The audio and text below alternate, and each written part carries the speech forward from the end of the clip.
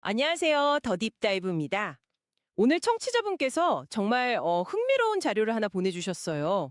천공 스승님의 법문에서 발췌한 내용인데요. 제목부터가 시선을 확 사로잡습니다. 대한민국이 국제적으로 안 좋은 타겟이 된 이유. 보통 이런 주제를 생각하면 뭐 지정학적 분석이나 경제적 요인 이런 걸 떠올리게 되잖아요. 근데 이 자료는 완전히 다른 각도에서 접근하더라고요. 네, 맞아요. 오늘 저희가 들여다볼 내용은 사회 현상에 대한 뭐랄까 일종의 영적, 도덕적 진단서 이렇게 보는 게 맞을 것 같아요. 그래서 시작하기 전에 이 자료의 성격을 좀 명확히 해야 할 필요가 있는데요. 이건 법문, 그러니까 깨달음으로 들어가는 문이라는 형식을 취하고 있거든요. 다시 말해서 눈에 보이는 현상 너머의 근본 원인을 개인의 성찰이나 우리 민족의 정체성 같은 아주 큰 틀에 연결해서 설명하려는 시도인 거죠.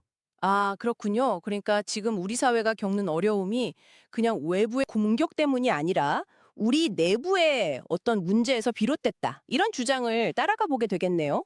좋습니다. 그럼 그 진단서의 첫 장을 한번 펼쳐보죠. 본문이 이 나라에 엄청난 변개가 와서 혼란한 환경이라는 꽤 강한 표현으로 시작해요. 여기서 말하는 변개라는 게 구체적으로 뭔가요? 바로 대한민국 국민이 국제사회에서 범죄의 표적이 되고 있다는 점을 아주 정면으로 지적합니다. 아, 범죄의 표적. 네. 해외에서 우리 국민을 상대로 한 납치 사건이 벌어진다거나 아니면 국내에서 보이스피싱 같은 사기 범죄가 유독 한국인의 타겟으로 기승을 부리는 현상들, 이런 것들을 예로 들고 있죠. 근데 이 지점에서 아주 중요한 시간적 대비를 하더라고요. 10년 전만 해도 우리가 타깃이 안 됐어. 이 말이 나오는데 이게 과거에는 없던 새로운 현상이라는 걸 분명히 하고 있어요. 그렇죠. 우리한테 익숙하지 않은 새로운 종류의 고통이 최근에 시작됐다는 거죠. 일반적인 시각이라면 한국이 부유해져서 범죄의 표적이 되기 쉬워졌다. 이 정도로 분석하고 넘어갈 텐데요. 맞아요. 저도 그렇게 생각했을 것 같아요. 바로 그 지점에서 이 본문의 아주 독특한 해석이 시작됩니다.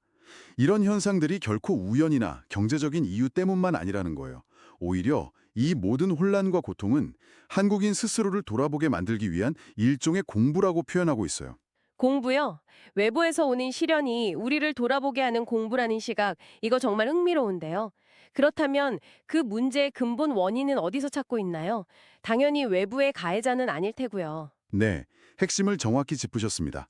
이 본문의 모든 논리를 단 하나의 문장으로 꿰뚫는 구절이 바로 여기서 등장합니다. 내가 잘못 살아서 지금 그렇게 오는 거지. 와. 바로 이 문장입니다. 문제의 원인을 외부 환경이나 가해자가 아니라 철저하게 우리 내부의 잘못된 삶에서 찾고 있는 겁니다. 이건 관점을 그냥 180도 뒤집는 거네요. 보통은 나쁜 가해자들 때문에 우리가 피해를 본다고 생각하는데 그게 아니라 우리가 잘못 살았기 때문에 그런 가해자들이 우리에게 오게 되었다. 이런 논리잖아요. 이건 피해자에게 엄청난 내적 성찰과 책임을 요구하는 시각인데요. 그렇습니다. 외부의 공격을 내 도덕성을 비추는 거울로 삼는 아주 내면지향적인 관점이죠.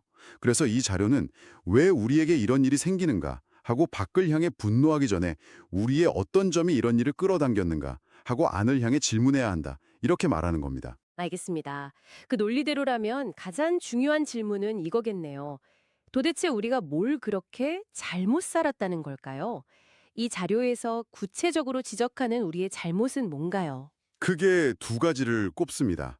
첫 번째는 습관적인 불평불만과 남 탓하는 태도예요.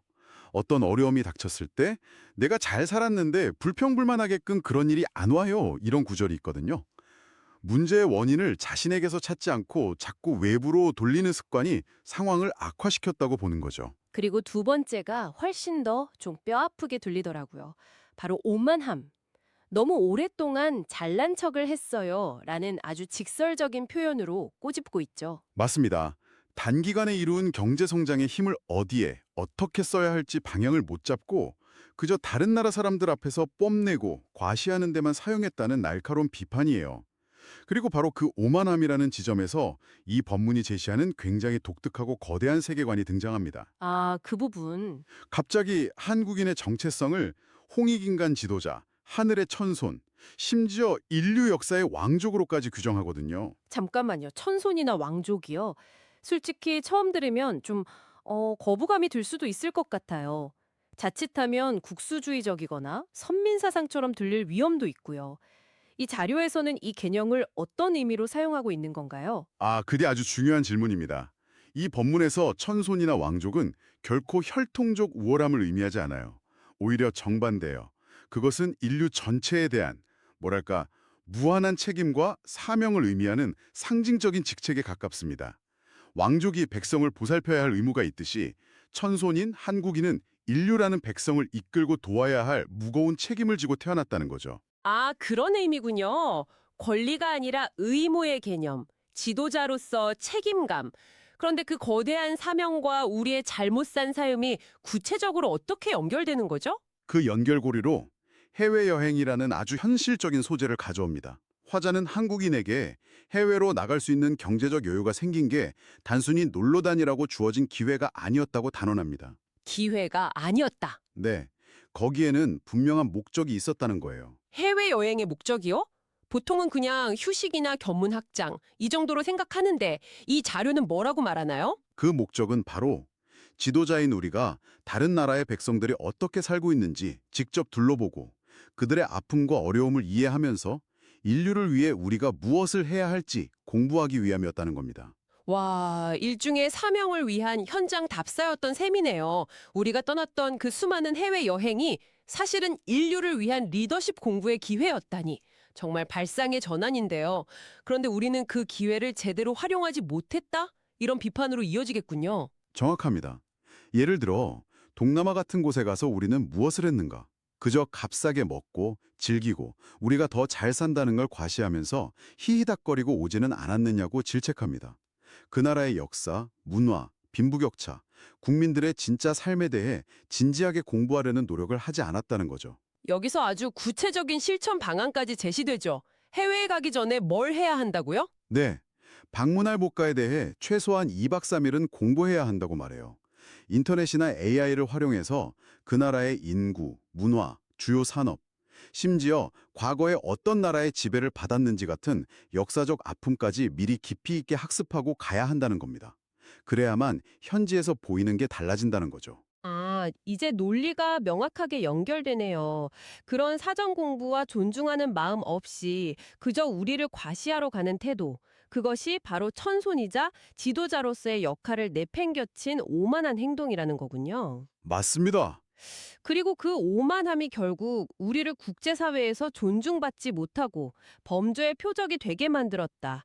이런 결론으로 이어지는 거군요. 맞습니다. 논리의 흐름이 아주 명확하죠. 도움을 주고 이끌어야 할 지도자가 오히려 백성들의 나라에 가서 그들 위해서 군림하려 하고 돈이나 쓰며 거들먹거렸으니 그들에게 존중받기는커녕 사기를 당하고 공격을 받는 게 당연하다는 일종의 인과응보적 해석입니다. 우리가 먼저 그들을 존중하지 않았기 때문에 우리도 존중받을 수 없게 되었다는 거죠. 그렇군요. 문제의 원인이 우리 내부의 오만함과 역할방기라는 진단, 정말 한번 곱씹어 보게 되네요. 그렇다면 이 암울한 진단 속에서 이 자료는 어떤 해결책을, 어떤 출구를 제시하고 있나요? 해결책의 방향 역시 아주 명확하고 일관됩니다. 그 방향을 한 문장으로 압축한 구절이 있어요. 대한민국은 인류의 존경을 받으면서 살 때 우리 인생이 성공을 했다라고 하는 거예요. 이 문장이 모든 해결책의 핵심입니다. 인류의 존경, 경제적 성공이나 군사적 강대함이 아니라 인류 전체로부터 존중받는 것이 우리가 추구해야 할 궁극적인 성공의 척도라는 거군요. 바로 그겁니다. 과거에는 우리가 어딜 가도 존중받고 심지어 배우려고 하는 이들이 많았는데 지금은 그런 존중받을 일을 하는 사람이 사라졌다고 안타까워합니다. 돈을 버는 성공 넘어 인류에 기여함으로써 얻는 존중이야말로 천손으로서의 삶을 성공적으로 완수하는 것이다. 이렇게 재차 강조하죠. 존경이라 좀 막연하게 들리기도 하는데요. 구체적으로 우리가 무엇을 해야 인류의 존경을 받을 수 있다는 걸까요? 인류 공영에 이바지하는 것을 제안합니다. 이게 단순한 구호에 그치지 않도록 예를 들어 인류가 바르게 살아가는 문화사업 같은 것을 우리 사회의 어른들, 즉 사회 부모들이 함께 모여 연구하고 기획해야 한다고 말합니다. 각 나라의 환경과 문화에 맞는 발전 방향을 우리가 제시해주고 실질적인 도움을 줘야 한다는 거죠. 사회의 지혜로운 어른들이 먼저 나서서 인류를 위한 프로젝트를 시작해야 한다는 말이군요. 그런데 그 거대한 프로젝트의 첫걸음으로 아주 현실적이고 우리에게 가장 아픈 문제를 지목해서 좀 놀랐습니다. 네, 바로 대한민국의 높은 자살률 문제죠. 모든 것의 시작은 바로 이 문제를 해결하는 데서부터 출발해야 한다고 말합니다. 이 지점에서 정말 배담하고 어떻게 보면 충격적이기까지 한 선언이 나오잖아요. 저도 이 대목을 읽고 한참을 생각했습니다. 대한민국이 자살을 없애면 인류의 자살은 없을 수 있습니다. 라는 문장이죠. 정말 스케일이 큰 발상입니다. 우리 사회의 가장 깊고 어두운 상처를 치유하는 과정에서 얻는 그 지혜와 경험이 단지 우리 사회만을 위한 게 아니라 인류 전체의 자살 문제를 해결할 수 있는 열쇠가 될 수 있다는 선언이니까요. 와, 정말 그러네요. 우리 내부의 가장 어려운 문제를 해결하는 능력을 증명하는 것이 곧 세계적인 리더십의 시금석이 된다. 이런 관점이군요. 생각해보면 그럴듯해요. 스스로의 가장 큰 병도 고치지 못하면서 어떻게 남을 돕겠다고 말할 수 있겠어요. 맞습니다. 가장 작은 단위인 나와 우리 사회의 문제를 해결하는 것이 곧 인류의 문제를 해결하는 출발점이라는 이 법문의 일관된 논리를 완벽하게 보여주는 대목입니다. 그래서 사회의 어른들이 먼저 힘을 합쳐 대한민국의 자살 문제부터 해결하기 위해 노력해야 하고 그 과정에서 인류를 이끌 지혜와 힌트가 나올 것이다. 이렇게 말하며 구체적인 행동을 촉구하는 것으로 이야기가 마무리됩니다. 자, 오늘 청취자분께서 보내주신 자료 덕분에 한 국가부가 겪는 문제를 영적인 사명과 정체성의 관점에서 풀어낸 아주 독특한 여정을 함께 해봤습니다. 국제사회에서 한국인이 겪는 어려움의 원인을 지정학이나 경세가 아닌 하늘의 천손으로서의 역할을 다하지 못한 우리 내부의 도덕적 실패에서 찾는 시각이었네요. 네. 그리고 그 해법 역시 외부 환경의 변화가 아니라 우리 스스로가 먼저 존경받는 민족으로 거듭나 인류에 기여하는 데서 찾아야 한다는 주장이었고요. 맞습니다. 네, 사회 문제를 바라보는 기존의 틀을 완전히 벗어난 새로운 프레임을 접해볼 수 있는 시간이었습니다. 이런 분석 방식에 동의하든 안 하든 우리 자신을 돌아보게 만드는 힘이 있는 것만은 분명해 보입니다. 청취자분께 마지막으로 생각해볼 질문을 하나 던지면서 마무리하고 싶습니다. 네, 오늘 나눈 이야기들이 그 질문을 통해 청취자분 안에서 더 깊이 숙성될 수 있겠네요. 이 자료의 핵심 주장은 결국 이것입니다.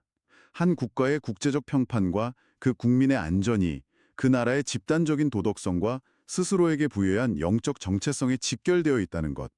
그래서 청취자분께서 한번 곱씹어 보셨으면 하는 질문은 이것입니다. 한 국가가 세계 무대에서 어떻게 인식되고 대우받는지는 그 나라의 외교 정책이나 경제력뿐만 아니라 그 국민이 스스로에게 부여하는 내적인 사명감과 그에 따른 행동에 의해 과연 얼마만큼 좌우될 수 있을까요?